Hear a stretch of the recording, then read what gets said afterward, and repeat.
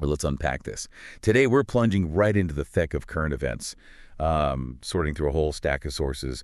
We've got major news outlets, viral social media debates, the works. Right. Our mission, like always, is to pull out those key insights, those surprising connections for the big discussions happening right now, especially around a major legislative push and some, well, pretty far-reaching political ideas. That's right. We'll be looking at the shifting landscape of U.S. politics, really digging into fiscal policy details and how all that ties into ongoing global tensions. It's fascinating just how these complex talks are happening everywhere, on so many platforms, really shaping how people see things. Absolutely.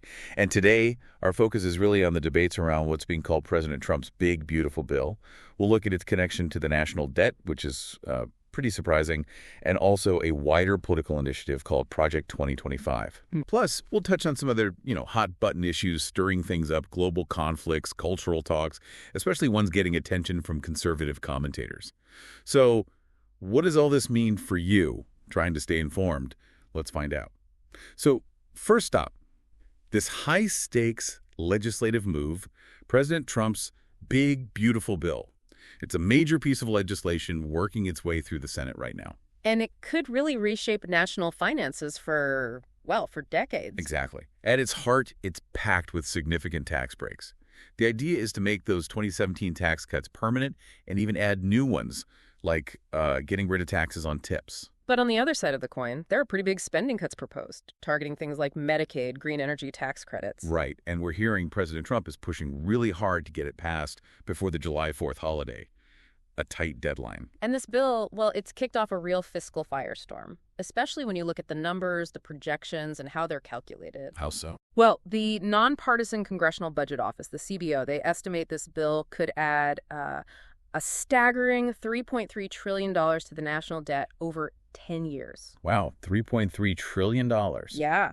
And to put that in context, that's about $800 billion more than the House version of the bill. That's a huge number. Yeah. But this is where the debate gets interesting, right? How they even arrive at these figures. Exactly. You have Senate Finance Committee Chair Mike Crapo, for instance, offering a view you hear a lot on the right. He argues, and I'm quoting here, only in Washington, D.C. is the refusal to raise your taxes an increase in the deficit. So his point is, not collecting more money isn't a new cost. Essentially, yes. It's foregone revenue, not a new expenditure in that view. It highlights a really fundamental ideological difference about fiscal responsibility. Okay, but Democrats see it differently. Oh, definitely. They're calling this approach a budgetary gimmick. They point out Republicans are using what's called a current policy baseline to figure out the cost. Instead of current law. What's the difference there? Well, current policy assumes those temporary 2017 tax cuts will be made permanent anyway. So the new cuts in this bill look less expensive against that backdrop. Oh, I see. Whereas current law assumes those temporary cuts would expire as scheduled. Under that baseline, this new bill's impact on the deficit looks much, much larger. So the fight is partly about accounting methods. It really is. It reveals this deep disagreement, not just over the numbers, but how we should project long-term economic impacts. And you have to ask, how transparent is all this for the average taxpayer when the basic math approach is being debated? That's a really good question. And the backdrop to all this, the national debt itself, is just stark. As of early March 2025, the total federal debt is sitting at $36.56 trillion. An almost unbelievable number. And it's climbing fast. We saw about $1 trillion added during each of two separate 100-day periods since June 2024. Think about that pace. It's dizzying. And here's something really surprising. In 2024, the interest payments the government made on that debt actually cost more than spending on Medicare and national defense combined. Wow. More than Medicare and defense. The cost of borrowing. Yeah. The CBO projects that federal debt held by the public could hit 116% of GDP by 2034. And if things stay as they are, maybe 172% by 2054. Mostly driven by interest costs and mandatory spending. And numbers like that, they naturally cause divisions, even within the Republican Party that's pushing this bill. Like who? We're seeing holdouts. Senator Tom Tillis from North Carolina, Senator Rand Paul from Kentucky, they've voiced strong opposition. Tillis is concerned about the Medicaid cuts, apparently. And Rand Paul. He's against raising the debt limit by that huge $5 trillion figure that's tucked into the bill. And President Trump's reaction to Tillis announcing he won't seek re-election. That was something. It was quite intense. Trump reportedly warned other Republicans, quote, don't go too crazy. Shows the pressure, doesn't it? It really does. And outside Congress, you had Elon Musk jumping in. Ah, yes. What do you say? He called the bill the Porky Pig Party because of the debt limit part. Very blunt. Huh. You can always count on him for a memorable quote. True. But the White House is standing firm. They responded that Trump's view hasn't changed. They're projecting up to 5.2% economic growth from the bill. And claiming it would save $1.6 trillion through targeted spending cuts. Right. It's just the sheer size of these numbers and the completely different ways each side talks about the financial impact, it really makes you pause and think about the true cost and how it's all presented to us. Definitely. Okay, so moving on from the bill itself, let's broaden the lens a bit to Project 2025. This is a much wider Republican political initiative. Right, not just one bill, but a whole plan. Exactly. And it's generating a lot of debate. It's designed to fundamentally reshape the federal government, often framed around ideas like bureaucracy, efficiency, and taxpayer money. It's definitely a sweeping vision for how government should operate, and the interpretations are just poles apart depending on who you ask. How so? Well, proponents really emphasize efficiency, cutting government spending, slashing bureaucracy. They see it as streamlining. Okay, the efficiency argument. But critics see it very differently. They argue it's a blueprint for a really drastic shift in how America is governed. They raise concerns about its ultimate goals, its core philosophy even. Yeah, you see some intense discussions online. There was that viral video, Ben Shapiro debating Eric Swalwell, really getting into Project 2025's potential effects. I saw parts of that. And the sources reflect this split. On one side, you have support focusing on that efficiency angle. But then you see really strong opposition, people linking Project 2025 to Christian nationalist goals. Some even call it fascist. Right.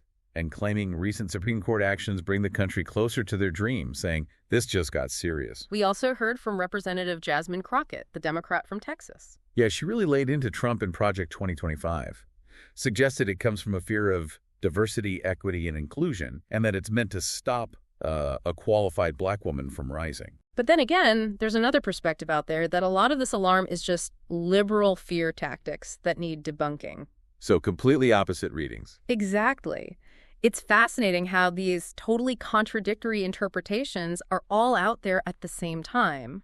And interestingly, Donald Trump himself has reportedly denied being directly involved with Project 2025. Even though many sources keep linking it to Trump's plans for America. Right.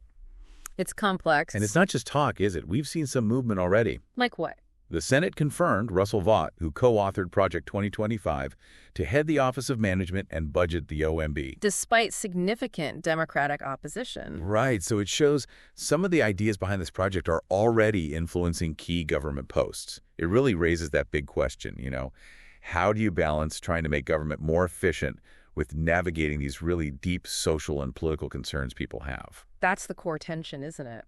Okay, let's shift our focus now. We would look outwards a bit to some ongoing geopolitical hotspots and the cultural commentary that swirls around them. Sounds good. Where are we headed? First, Saudi Arabia. There's been a quiet but pretty significant expansion of a U.S. base there. Logistics support Area Jenkins, or Jenkins Air Base, near the Red Sea coast. Okay. Why is that significant?